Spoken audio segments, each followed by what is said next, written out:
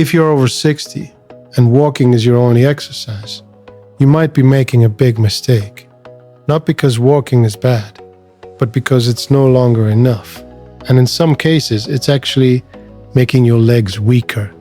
Stay with me, because the third exercise I'll show you can completely change how your body feels in just a few weeks. Here's something most people don't realize. After 60, your body starts losing muscle every single year.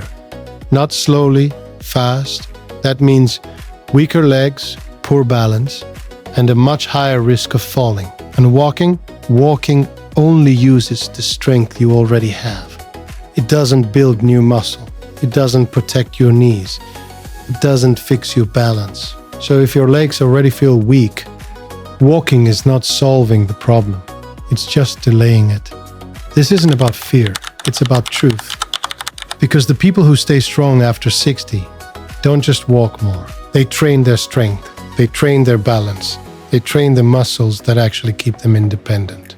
And doctors agree on this. Orthopedic experts and physical therapists say one simple thing: strength is everything after 60.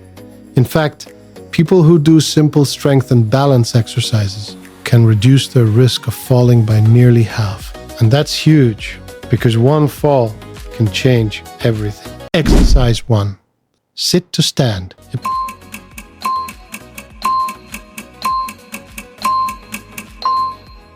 Second exercise, heel to toe walk.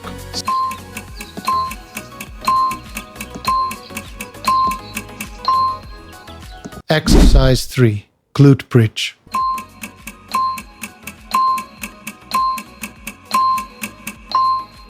These 3 exercises take less than 15 minutes, but what they give you is independence, the ability to move without fear, to stand strong, to live your life without depending on anyone.